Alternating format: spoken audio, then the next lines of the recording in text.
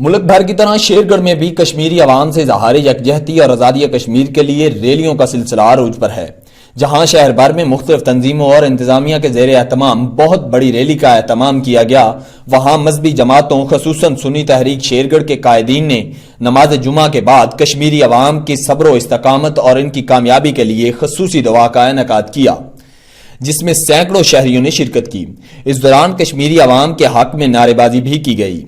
दुआया programme के इख्तिताम पे सदर पाकिस्तान सुन्नी तहरीक शेरगढ़ और जनरल काउंसलर अलामा बशीर अहमद कादरी ने मीडिया से गुफ्तगू करते हुए कहा कि कश्मीरी भाइयों के हक विच इजतमाही तौर पर दुआ की गई है कि अल्लाह रब्बुल इज़्ज़त दे फजलो करम दे नाल साडे भाइयों नूं और अल्लाह पाक उन्हां दी मदद करे, उन्हां ज़ालिमां दे जुल्म तो अल्लाह निजात नसीब फरमाए।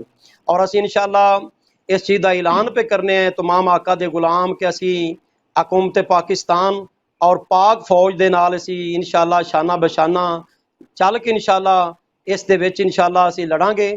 अलामा बशीर अहमद कादरी का कहना था कि अगले जुमअतुल मुबारक को शहर भर की तमाम मसाजिद के बाहर कश्मीर से इज़हार यकजहती करते हुए कश्मीरी अवाम के लिए दुआया तकरीब सजाई जाएंगी। कैमरा रिपोर्टिंग टीम के साथ Zubair pin, city news, Shergarh. हम लाते हैं टॉप न्यूज, आपके फेवरेट टॉक शोज और अनलिमिटेड एंटरटेनमेंट सिर्फ यूट्यूब पर।